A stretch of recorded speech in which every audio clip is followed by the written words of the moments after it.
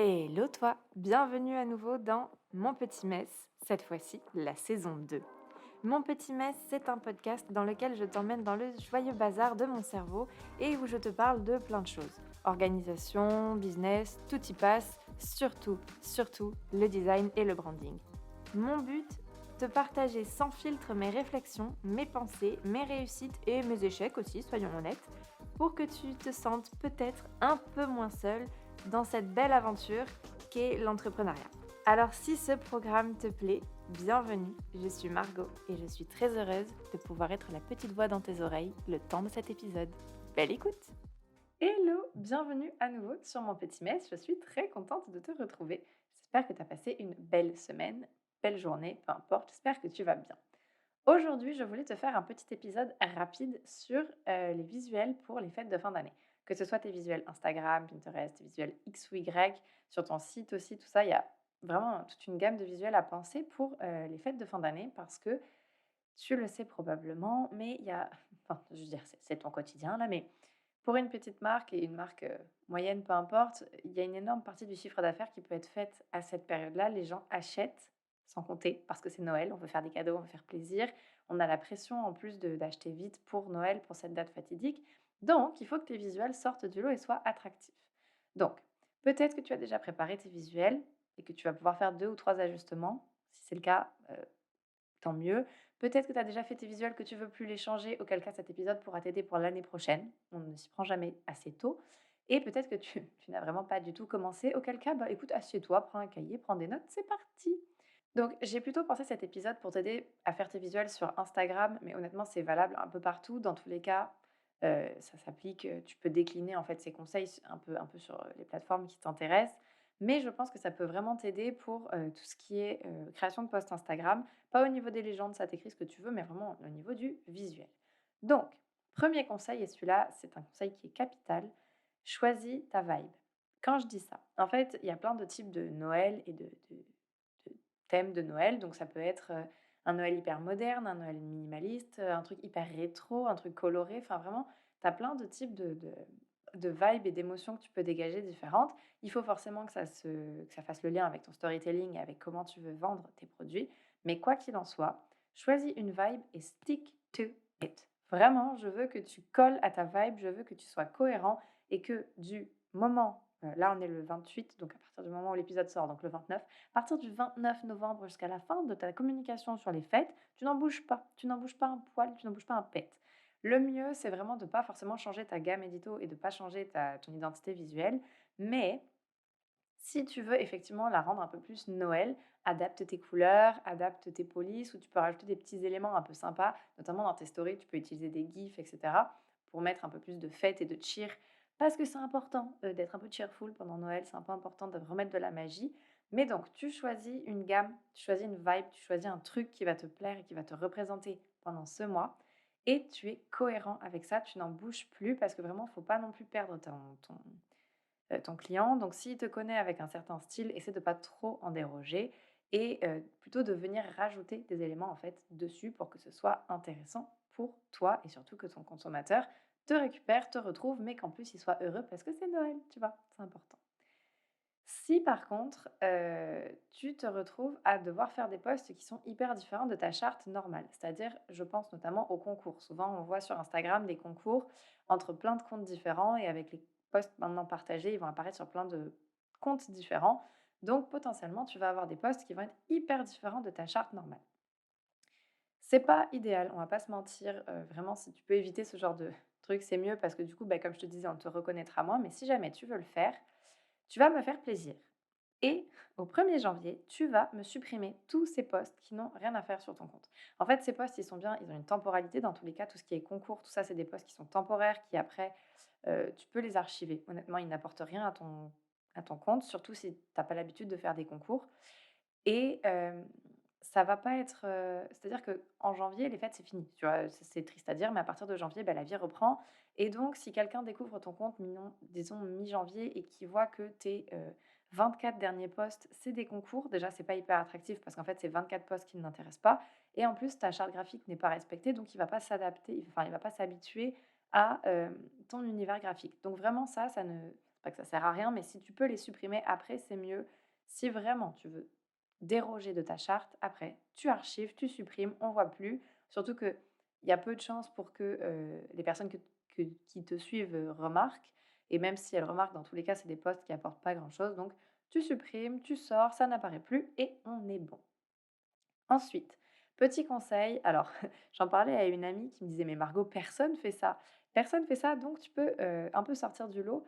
Ce qui est intéressant à faire, c'est de créer des bannières sur ton site, pour tes réseaux sociaux. Si tu as une chaîne YouTube, par exemple, tu peux mettre à jour ta bannière, pour mettre dans l'ambiance de Noël. Donc tu fais, des visuels qui ont une temporalité, mais qui vont aller partout. Donc sur ton site, s'il y a des petites bannières, tu peux faire, ouais, pareil, ce que je te disais, du coup, sur ta chaîne YouTube. Enfin, il y a plein d'endroits, en fait, où on ne pense pas à mettre à jour notre logo et pourtant enfin, notre logo ou nos visuels plutôt et pourtant, c'est hyper cool parce que ça met dans l'ambiance et donc ton consommateur ou ton client, quand il arrive sur ton site, il est vraiment en mode ambiance Noël et donc si c'est bien fait et que ça agresse pas la rétine en mode: «Tiens, voici du vert, du rouge et du blanc et du doré et genre de la paillette».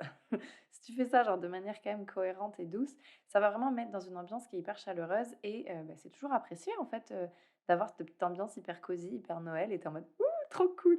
Moi, je sais que quand je vais sur un site et que je vois qu'ils ont un peu personnalisé en mode Noël, je me dis: «Putain, ils ont pensé à Noël, je vais rester plus longtemps». Peut-être qu'ils ont fait des catégories de sélection, de cadeaux, de trucs, de machin. Donc en fait, au niveau du mental et au niveau de la perception des gens, on n'a pas tout à fait la même.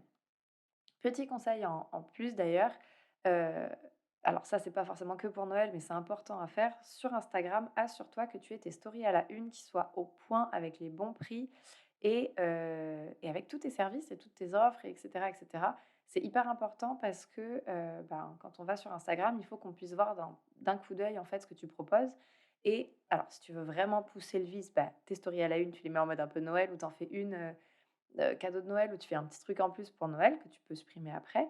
Mais vraiment, au moins, assure-toi d'avoir, ton tes stories à la une qui sont bonnes avec les bons services, les bons produits, enfin tout ce qu'il faut. Tu peux peut-être même en faire une spéciale, quand je te dis spéciale Noël, tu sais avec, je sais pas des délais de livraison si tu en as ou, montrer ton packaging ou tes paquets cadeaux, tu vois? Genre montrer ce que ça va être quand la personne va recevoir. Enfin, il y a plein de petits trucs que tu peux mettre sur ton compte Instagram qui vont te plonger, enfin qui vont plonger la personne qui regarde dans l'esprit de Noël et c'est archi important de faire ça, mes enfants. Vraiment, on n'en parle pas assez, mais il faut. Et ensuite, du coup, dernier petit truc que tu peux faire en tant que visuel pour les fêtes de fin d'année pour vraiment créer un alors là, pour le coup, c'est plus pour mettre dans l'ambiance. Encore une fois, c'est mettre de l'ambiance, tu sais, genre partager la joie de Noël, la magie de Noël, faire en sorte que les gens se sentent bien, qu'ils aient envie, que ce soit fun. Tu peux créer un petit template de bingo. Tu sais, à partager en story les petites, genre: «Quel Noël êtes-vous?» Tu vois? Genre, je sais pas, tu peux créer un petit truc, est-ce que tu es plutôt dinde ou poulet? Est-ce que tu es plutôt, j'en sais rien moi, tu préfères offrir, j'ai tous les exemples qui me viennent en anglais, là, c'est fort compliqué, mais tu as l'idée. Tu peux créer un petit template de bingo qui va être repartagé en plus après par tout le monde et ça va mettre les personnes qui tombent sur tes stories et ton compte Instagram, bah, dans l'esprit de Noël, tu vois? Et ça met le cheer, c'est cool, c'est fun, ça donne envie et c'est ça qui compte vraiment. Donc pour faire tes visuels de fin d'année et en général pour gérer ton compte Instagram en cette fin d'année en mode Noël, je reprends. Tu choisis ta vibe, tu n'en déroges pas. Si tu fais des concours ou des posts qui sont plutôt temporaires et qui sont excessivement différents de ta charte normale, tu me les supprimes après, tu me les archives. On ne veut plus voir ça arriver le 1er janvier, sauf si les concours sont pas terminés là, mais on s'entend. Tu essaies de créer des bannières sur ton site, tes réseaux sociaux, etc. pour vraiment mettre dans l'ambiance. Tu t'assures que tes stories à la une soient au taquet, qu'elle soit complète, qu'elle soit parfaite et que vraiment on sache tout direct. Et tu peux aussi créer des petits templates de bingo. Et d'ailleurs, tes templates de bingo, ce qui est intéressant, c'est qu'après, ça ramène vers tes produits ou tes services, tu vois. Genre, si tu es une boutique de café et que tu dis, tu préfères offrir du café ou tu préfères offrir du thé? Bah, tu mets ton produit après, tu vois. Tu essaies de faire un truc un peu en lien avec toi. Cela dit, tu même pas obligé, mais ça peut être sympa de faire ça, histoire d'avoir un petit truc avec tes visuels. L'intérêt de ce petit template de bingo, en fait, c'est que les gens vont le partager. Tu vois, c'est un truc que souvent tu partages. Toi, tu mets dans la story, tu mets ton nom par, je sais pas, Margot Gestin, tu vois? Et les gens, quand ils vont repartager, bah, ils vont soit te mentionner, soit juste ton nom sera sur le visuel et donc ça va montrer un peu ton univers à plein de personnes et ça permet de te faire connaître un peu ta marque si elle est pas hyper connue ou en tout cas de créer ce petit truc sympa et donc eh ben, on va voir ta marque et si tes visuels sont attractifs, peut-être que les gens iront te voir et au-delà de ça, c'est fun, ça c'est juste fun. C'est Noël, c'est ça, faut pas l'oublier, faut faire des trucs qui sont fun, qui sont sympas, qui donnent envie. Moi, je trouve que c'est la beauté, des fêtes de fin d'année et des visuels de fin d'année. On peut y aller un peu différemment, on peut y aller un peu plus lourd, on peut vraiment mettre du rouge, des couleurs hyper clichés, on peut jouer là-dessus, du moment que c'est bien fait et que c'est fait quand même un minimum avec goût, mais tu peux vraiment t'amuser et faire un truc qui va être sympa et qui va plonger, tes clients et les personnes qui vont voir, tes posts dans un truc de Noël et ça change, ça fait du bien. On n'est pas obligé de vendre tout le temps, ça peut être juste, je sais pas, des conneries, des gifs, des stories fun, enfin, vraiment si tu as envie de vendre, de manière sympa et de manière douce, je sais pas, moi je pense que ta marque peut se permettre d'être vraiment fun et retomber en enfance à Noël et c'est un peu la beauté des visuels de fin d'année. Je trouve que c'est hyper important de pas manquer cette opportunité de s'il y a bien un moment, tu vois, dans l'année où je t'autorise à ne pas suivre ta charte graphique, c'est vraiment Noël.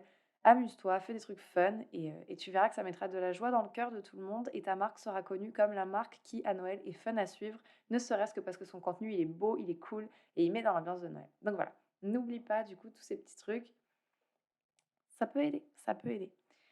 J'espère que cet épisode t'aura plu, que tu auras appris des choses, en tout cas que ça t'aidera. Ça casse pas 3 pattes à un canard, on est d'accord que c'est un truc, c'était vraiment un épisode rapide, mais ça m'a fait plaisir, j'avais envie de parler de Noël, je voulais pas faire un épisode juste sur Noël, donc voilà. Je voulais te donner ces petits conseils rapides et j'espère que ça t'aidera à, bah, ma foi, à créer tes visuels. Sur ce, moi, je te souhaite une excellente journée. Je ne sais pas trop à quel moment tu écoutes, mais je te souhaite une très bonne journée. Moi, je vais aller chercher mon bébé lardon à la crèche. Tu peux me retrouver, comme d'habitude, sur Instagram, @margotgestin et sur mon site internet, www.margotgestin.com. N'hésite pas à laisser des étoiles, 5 si possible, à ce podcast, de commenter, de le partager à tes potes, tout ça, si ça t'a plu. Moi, ça me fait toujours plaisir. Et ça me montre que mon contenu te plaît et ça m'aide pour faire plus de contenu qui t'intéresse. Si tu as d'autres questions, comme d'habitude, tu peux me les envoyer, j'adore discuter avec toi. Sur ce, moi, je te souhaite une très belle journée, je te fais plein de bisous et je te dis à la semaine prochaine. Ciao!